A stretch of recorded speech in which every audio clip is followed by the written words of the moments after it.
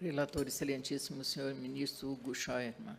Visitor, excelentíssimo senhor ministro Caputo Bastos. Embargo sem recurso de revista 143.500 de 2004. Embargante Josué Gomes Ramos, embargado Banco Santander Brasil S.A. O julgamento desse processo foi suspenso após consignados os votos dos excelentíssimos senhores ministros Hugo Scheuermann e Vieira de Mello Filho, no sentido de conhecer e dar provimento aos embargos, e dos excelentíssimos senhores ministros Cláudio Brandão e Alexandre Belmonte, no sentido de conhecer e negar provimento. Não participa do julgamento o excelentíssimo senhor ministro Alberto Bresciano. Então, eu também não. com a palavra o ministro Guilherme Caputo Bastos, vistor. Senhor presidente, eu também não participo por impedimento. Exatamente, não participa desse. Presidente, eminentes colegas, pedir licença, vou tentar resumir o voto, e já antecipando meu pedido de desculpas, um voto bastante longo, e eu só pude concluí-lo ontem, já mais à noite, mas encaminhei a Vossa Excelência. Aqui, senhor presidente e senhores ministros, a quarta turma não conheceu de recurso em revista quanto ao tema agravo de petição, ausência de delimitação de valores, aplicabilidade do artigo 897, parágrafo 1º da CLT ao exequente. Essa é a matéria que justificou esta controvérsia. No que concerne a indigitada ofensa ao artigo 5º, 54 e 55 da Constituição Federal, a egrégia quarta turma, consoante voto da excelentíssima senhora ministra Maria Couçem, reconheceu que a interpretação puramente gramatical e literal do artigo 897, parágrafo 1º da CLT, rechaça a possibilidade de se fazer ilação restringindo a sua aplicabilidade ao executado, porquanto o legislador determina que é encargo do, aspas, agravante delimitar justificadamente as matérias e os valores impugnados, fecho aspas. Nesse contexto, concluiu que o Tribunal Regional do Trabalho, ao não conhecer do agravo de petição do exequente, por ausência de delimitação justificada dos valores, não violou o artigo 5º, 54 e 55 da Constituição Federal.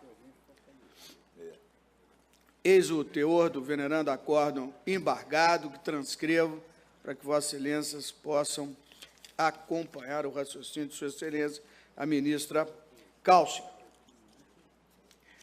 O exequente interpôs recurso de embargos, apontando violação do artigo 5º, 55, e aresto oriundo da egrégia segunda turma para demonstração de divergência jurisprudencial. O excelentíssimo senhor ministro relator, ministro Hugo Carlos Scheuermann, votou no sentido de conhecer do recurso de embargos por divergência jurisprudencial, uma vez que o aresto colacionado guarda especificidade com o caso em análise. Consignou que o julgado paradigma traz tese divergente quanto ao exame da questão, pois exposa entendimento no sentido de que, aspas, a exigência de se delimitar os valores impugnados, consignada no artigo 897, parágrafo 1º da CLT, destina-se evidentemente ao executado, fecho aspas, de modo que, aspas, o não conhecimento do agravo de petição da exequente, tão somente porque não delimitou os valores, importa em afronta aos princípios do contraditório e da ampla defesa esculpidos no inciso 55 do artigo 5º da Constituição Federal, fecho aspas. No mérito, deu provimento ao recurso de embargos para, afastada a necessidade de delimitação de valores previstos no artigo 897, parágrafo 1º da CLT, determinar o retorno dos autos ao Tribunal Regional para que prossiga no exame do agravo de petição do exequente. E transcrevo a ementa de Sua Excelência, o ministro Hugo.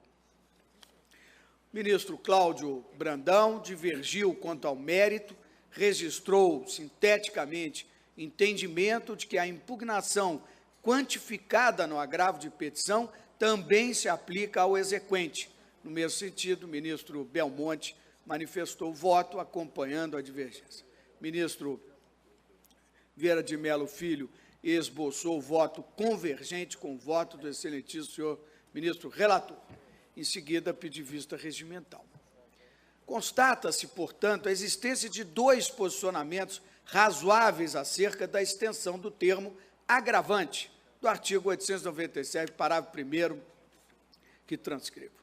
A Lei 8.542, de 92, que conferiu a presente redação ao artigo 897 da CLT, representou um marco para esta justiça especializada, e faço um histórico para dizer que foi a época em que a Justiça do Trabalho, a Egrégia Justiça do Trabalho, experimentou um crescimento bastante efetivo e acentuado, e aqui louvo minhas homenagens ao eminente presidente à época desta Corte, ministro Luiz José Guimarães Falcão, e juntamente aos seus pares que compunham o órgão especial àquela época, o ministro da Juricaba, Marcelo Pimentel, dentre tantos outros eminentes juízes, que resolveram, à unanimidade, autorizar o presidente a enviar ao Congresso Nacional anteprojeto de lei propondo a criação de juntas de conciliação e julgamento das 18 regiões da Justiça do Trabalho existente à época. A iniciativa deu origem ao projeto 1445/91, que, durante a sua tramitação, recebeu uma emenda de plenário e outras 40 substitutivas apresentadas pelo relator designado, deputado federal Nilson Gibson. Dentre as emendas apresentadas pelo relator designado, identifica-se a de número 39, que culminou com o acréscimo ao texto, precisamente no ponto que alterou a redação do artigo 897, parágrafo 1º da CLT. Para tanto, o relator designado apresentou a seguinte justificativa, aspas, optei, relativamente a esse projeto, por apresentar emenda número 39 ao projeto principal, que comanda a tramitação. Farei a reprodução do teor de seus artigos com o acréscimo solicitado pelo presidente da mais alta Corte da Justiça Trabalhista. E a emenda 39 trouxe o seguinte acréscimo ao texto e que transcrevo para Vossa Excelência, inclusive com as alterações do 656, do 879, do 882 e do 897, que passou a ter a seguinte redação no parágrafo 1º.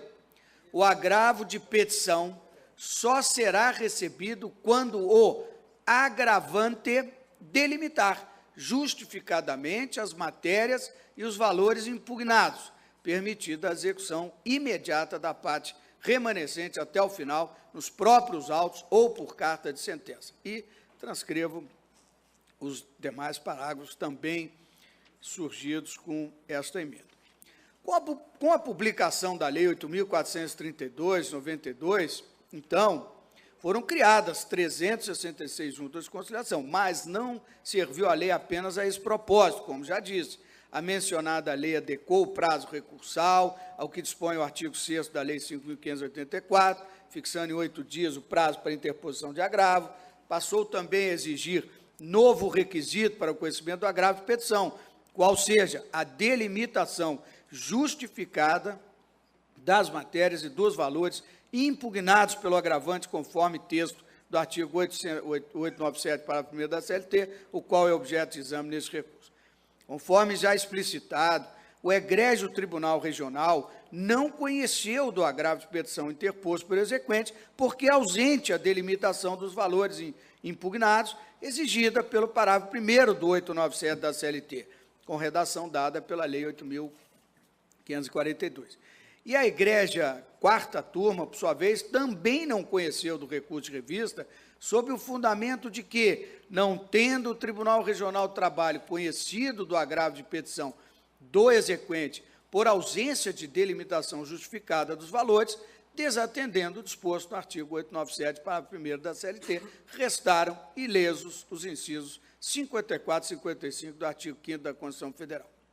Vê-se, portanto, que ainda que se busque auxílio dos diferentes modos de interpretação da lei, estaremos discutindo o alcance do termo agravante, constante do referido dispositivo. Ou seja, a controvérsia posta à análise deste Tribunal Superior diz respeito à obrigatoriedade e à efetividade da delimitação das matérias e dos valores impugnados para fins de cumprimento de requisito para o conhecimento de agravo de petição. E ainda a possibilidade de se afastar essa condição nos casos do agravo de petição ter sido interposto pelo exequente. Tudo isso a partir da legislação infraconstitucional a respeito do tema, notadamente o artigo 897, parágrafo 1º da CLT. Nesse contexto, o presidente, senhores ministros, trouxe aqui, patente está, que a violação do preceito constitucional mencionado se daria, quando muito, de maneira reflexa, o que, data vênia dos que entendem de forma diversa, inviabiliza o reconhecimento da indigitada violação do artigo 555 da Constituição Federal. Esse tem sido o posicionamento adotado em vários precedentes dessa Corte, e cito alguns todos de eminentes lavras e praticamente todas as turmas deste colendo o Tribunal Superior do Trabalho, afastando, então, a possibilidade de haver a violação ao artigo 5º, 54 e 55, porque esta ofensa seria reflexa e indireta. E transcrevo todos esses precedentes no meu voto e chamo a atenção apenas para um que está às folhas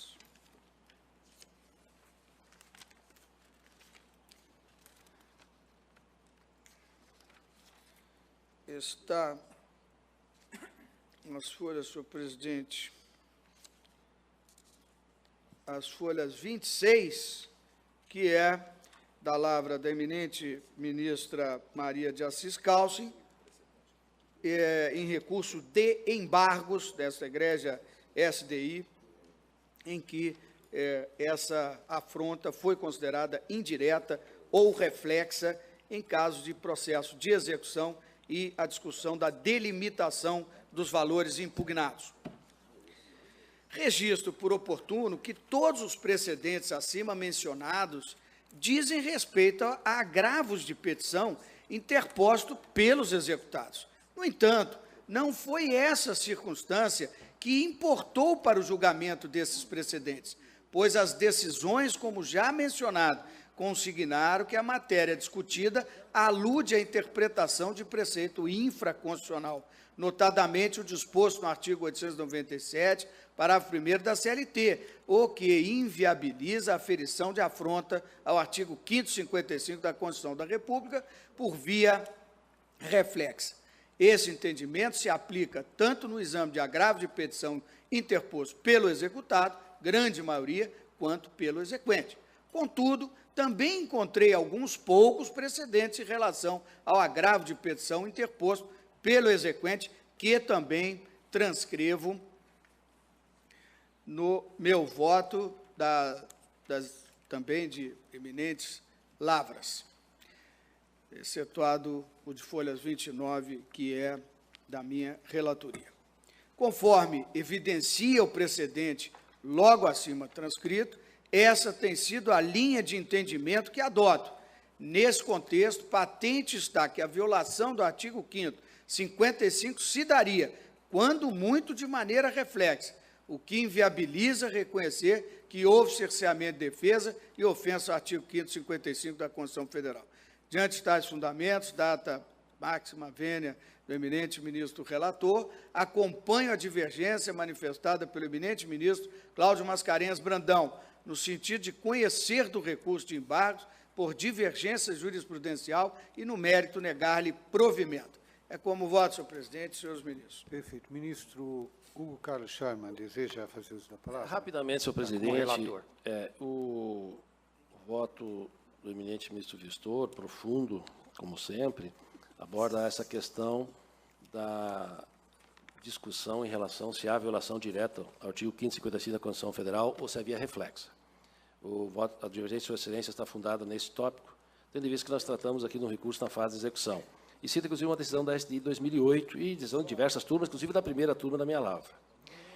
Eu também verifiquei que, neste aspecto, há decisões da SDI mais recentes, quer dizer, mais recentes que 2008, uma de ministro Lélio Mendes Correia, de julho de 2009, em que se reconheceu que se trata de violação direta ao artigo 5º, inciso 55 da Constituição Federal. Eu estou falando do ERR 599.375.61.1999. Também no mesmo sentido, uma decisão também de outubro de 2009, relatora a ministra Rosa Weber, candidata da Rosa, no mesmo sentido, este é da subseção especializada também, que é o processo 178.240.91.1998. Mas eu não abordei este aspecto no meu voto. E por que não o fiz? Porque, na realidade, o que ocorre aqui é que a turma não conheceu, porque entendeu que não há violação ao artigo 5º do inciso, aliás, a violação do inciso 55 do artigo 5º, e o paradigma reconhece a violação, mas a exposição de tese de mérito, no sentido da violação, não que não há violação direta. Então, há duas decisões divergentes, e o meu voto é no sentido de examinar essa questão. E eu faço, também com base numa decisão aqui da SDI, de 2003, a lavra do ministro Augusto César Leite Carvalho, que na ementa destaca no EDRR 249.400, 3.1986, que, a par da própria controvérsia acerca da ocorrência dessa afronta direta ao citado dispositivo da Constituição Federal, fato é que, uma vez conhecido o recurso de embargos, cumpra essa subseção especializada julgar a causa, aplicando o direito à espécie. E aí segue examinando a causa, não fazendo exposando a tese no sentido de que não se conheceria do recurso, tendo em vista a não violação direta. Então, eu, com todas as vendas, mantenho meu voto, senhor presidente. Perfeito. Então, vou seguir tomando votos. Ministro Brito Pereira. Senhor presidente, eu vou pedir venha a divergência acompanhando o ministro relator.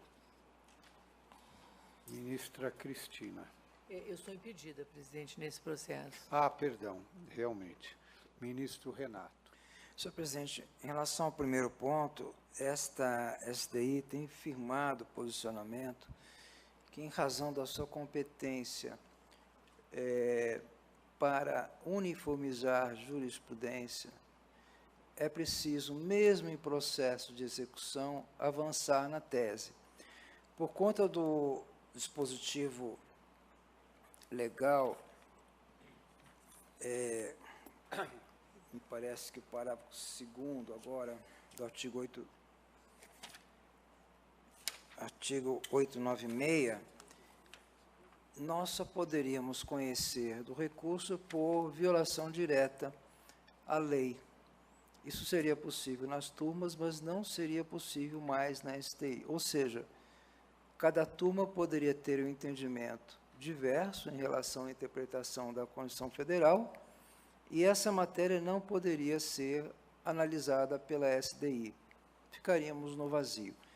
Por isso é que avançamos e temos admitido a violação, a divergência sobre violação à matéria constitucional, e temos admitido também nas turmas o conhecimento por violação constitucional, para assegurar a competência do Tribunal Superior do Trabalho para uniformizar a sua jurisprudência.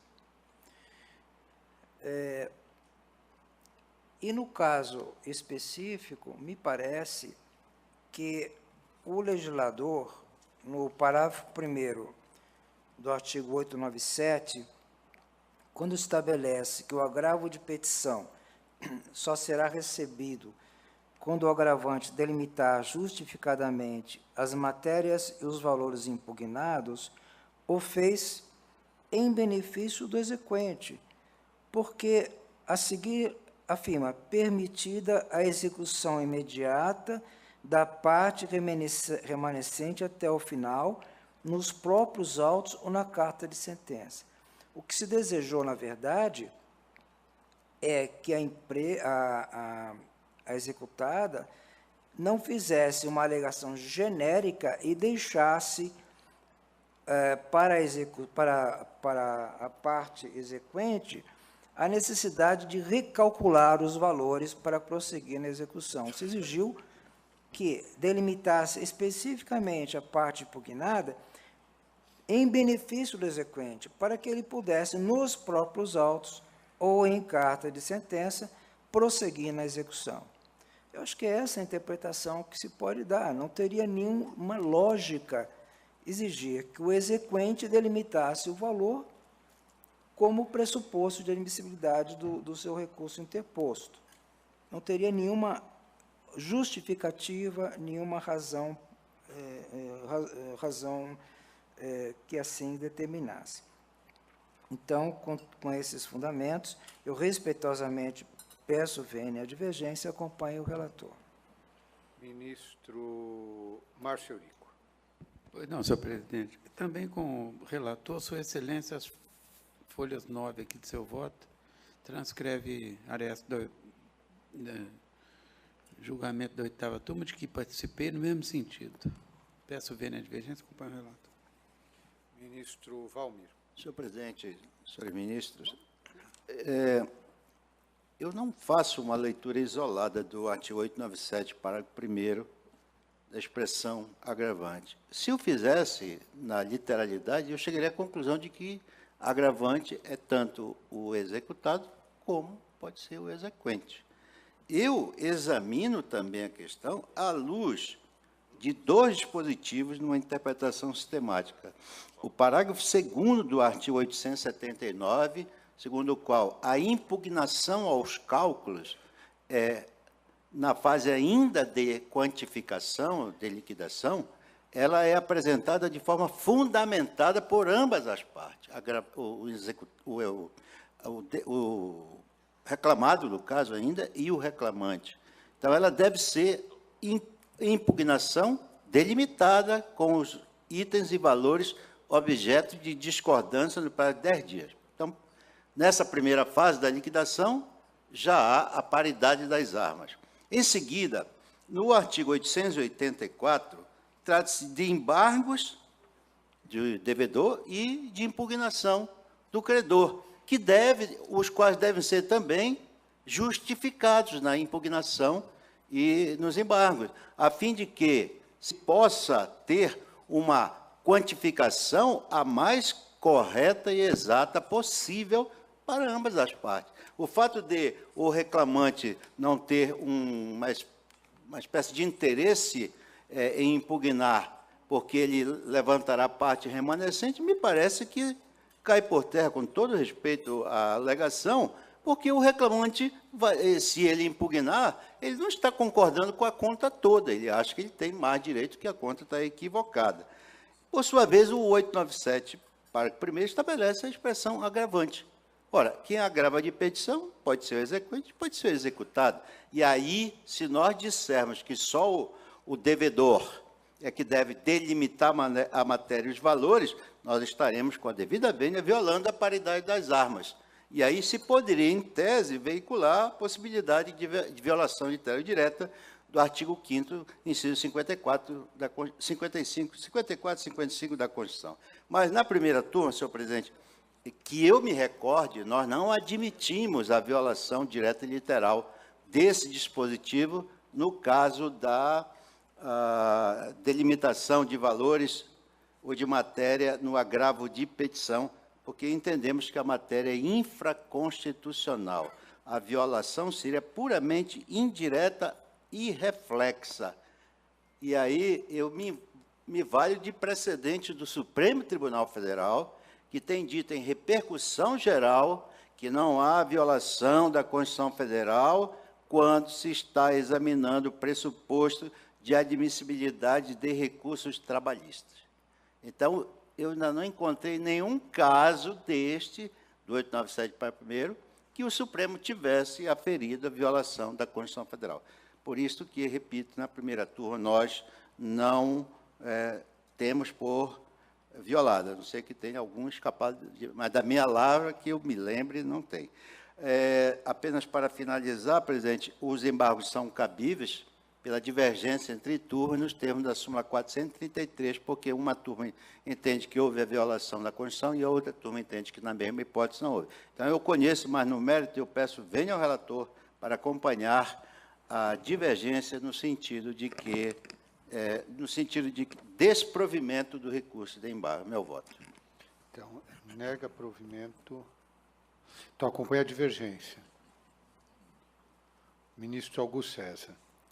Senhor presidente, esse precedente citado da minha lavra pelo ministro Hugo há pouco foi um precedente que me fez pensar, porque me inquietava essa situação em que, em cumprimento da súmula 443, nós conhecíamos dos embargos, porque, afinal, o debate era a respeito de haver ou não a violação do dispositivo constitucional, e, ao conhecer dos embargos, nós não apreciávamos se havia ou não a violação do dispositivo constitucional. Mas eu penso que, menos em razão do precedente, mais em razão da explicação que é trazida hoje pelo ministro Renato, fica bem claro que, a conhecer, nós devemos mesmo fixar teses sobre essa matéria de execução, sob pena de cairmos num limbo jurídico a respeito do que mais interessa, que seria a tese a respeito do procedimento que se levou a efeito no processo executório.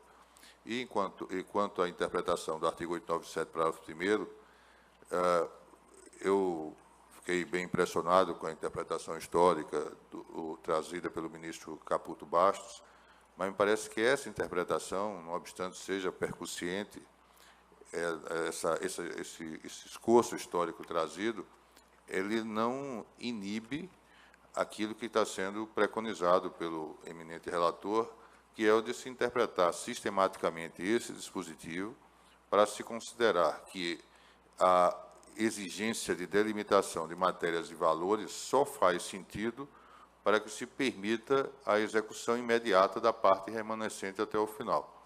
O que significa dizer que agravante aí é apenas aquele que está obstando o prosseguimento natural da execução e, portanto, a executada. Aliás, eu não me recordo facilmente de processos em que tenha julgado a aplicação desse dispositivo envolvendo insurgência de empresa contra o empregado, no sentido de exigir do empregado a delimitação de matérias e valores. Na minha história de magistratura, de judicatura, eu penso que todos os processos que eu julguei envolviam a situação rigorosamente inversa. É o reclamante, o credor que quer prosseguir na execução e que pede que se exija da parte devedora essa delimitação, essa identificação do que se deve e de quanto se deve. Então, me parece que o raciocínio desenvolvido pelo ministro relator é o mais adequado, a interpretação precisa mesmo ser sistêmica, e, por essa razão, peço venha a divergência para acompanhá-lo.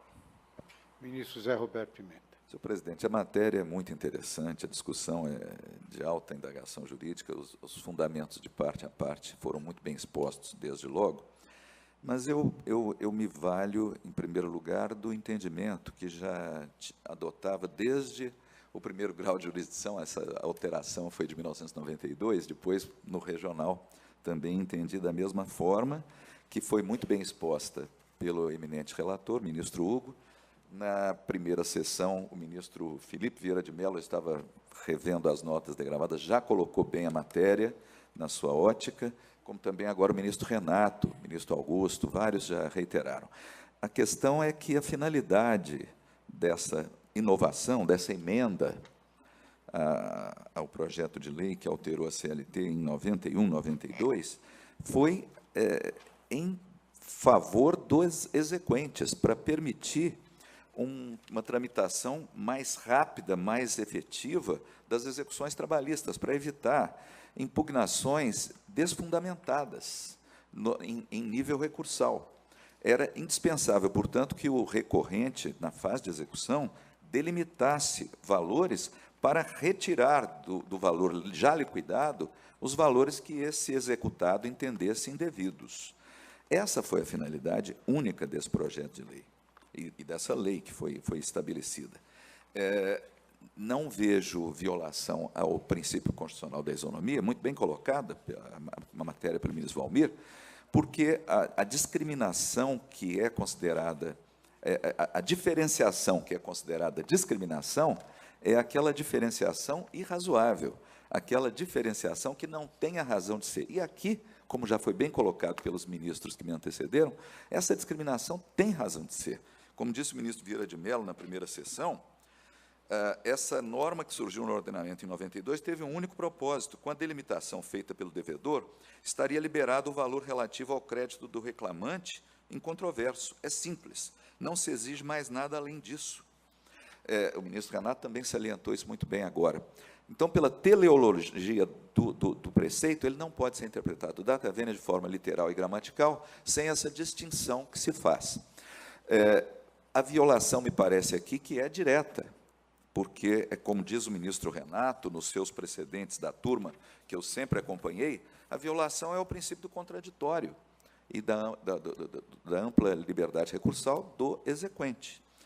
Então, fiquei muito preocupado com a citação dos vários precedentes, no brilhante voto visto do ministro Caputo, 16 precedentes de turmas, 14 de turmas e 2 da SDI, mas todos eles, o ministro Caputo corretamente salienta, são de casos em que a exigência de delimitação dirigiu-se aos executados. Com relação aos exequentes, a segunda turma, nos precedentes do ministro Renato, há também um precedente da ministra Adelaide, um precedente da minha lavra, são todos no sentido do voto do eminente relator. Eu, por todos esses fundamentos, peço vênia à divergência e àqueles que a acompanharam, para acompanhar o relator. Eu vou pedir vênia ao relator acompanhar a divergência, entendo que o dispositivo não faz distinção e ainda conhecer por violação direta a Constituição quando um dispositivo não trata dessa distinção. Então, eu vou acompanhar a divergência. Proclamo que, por maioria de votos vencidos, o ministro Cláudio Brandão, ministro Alexandre Agra Belmonte, Caputo Bastos, Valmir Oliveira da Costa e Ives Gandra, se decidiu nos termos do voto do relator. Senhor presidente, então, ministro Valmir, sim. Só queria se entender bem a mente da decisão, a ratio decidente. Nós não estamos dizendo aqui nesse processo que há violação da Constituição Federal. Nós estamos, a tese que está sendo definida é de que a regra do 897, parágrafo 1º, se dirige apenas ao executado. Não é? Eu queria deixar claro, que deixasse claro isto, porque eu não tenho entendido que há violação da Constituição. Nem estou interpretando que a SDI está dizendo isto. Se eu estiver equivocado, eu gostaria de ser esclarecido pela corrente que venceu a tese. O que eu acho difícil é que, em matéria de execução de sentença, a gente só conhece por violação à Constituição, só chega aqui em uma... Né? Não sei se o ministro Hugo, o relator, deseja se manifestar. Ministro Hugo. A questão ficou clara no sentido de que há uma diferenciação em relação ao grau de petição do executado e ao grau de petição do exequente. Não conhecer de grau de petição do exequente por ausência de limitação dos valores, há violação à norma constitucional, sim, foi reconhecido aqui. Do executado não se entrou no mérito. Inclusive, inclusive decisões da primeira turma, da minha lavra, examinando a grau de petição do executado, se entende que é matéria infraconstitucional, porque aí não há uma exigência infraconstitucional de delimitação dos valores ao executado. Então, não há aí violação direta à norma constitucional. Agora, como o exequente não conhecer do recurso, penso que é diferente e há. Essa parece que é a tese que saiu aqui. Mas aí não seria por violação do 897, seria por violação do direito de defesa, no sentido indireto. Peço a palavra. É isso, senhor por presidente. cerceamento de defesa. O que Peço eu a vou palavra, por favor. sugerir é que o ministro Valmir junte voto vencido. Sim, mas, por favor, é importante Ministro salientar o Zé seguinte, Roberto, com a palavra. complementando o que já colocou muito bem o ministro relator, o ministro Hugo, basta mencionar que o aresto colacionado, oriundo da segunda turma do ministro Renato, na palavra dele, que permitiu o conhecimento nesse caso, diz estritamente o seguinte: a exigência de se delimitar os valores impugnados, consignada no artigo 897, parágrafo 1º da CLT, destina-se, evidentemente, ao executado, e complementa, de modo que o não conhecimento do agravo de petição da exequente, tão somente porque não delimitou os valores, importa em afronta aos princípios do contraditório e da ampla defesa, esculpidos no inciso 55 do artigo 5º da Constituição Federal. Então, é violação direta da Constituição Federal? Sim, com todas as vênias. E esse é o fundamento para conhecer. Perfeito. Então, junta a voto vencido o ministro Cláudio Mascarenhas Brandão, que já havia aberto a divergência, e o ministro Valmir. Junta também? Não. Tá bom. Notas Então, degravadas. nós que fomos vencidos aderimos ao voto do ministro Cláudio. Notas degravadas, por favor. Notas degravadas ao ministro Hugo Carlos Scheuermann. Para mim também, senhor E presidente. para o ministro Presidente. Brito Pereira também. Eu já tenho escrito o voto, Vossa Excelência Também. autorizar. eu Então, gostaria junta de- também voto vencido ao pé da corda o ministro Caputo Bastos. Obrigado. Estou aderindo, senhor presidente. Senhor presidente. Estou A aderindo. vista em mesa, então, do ministro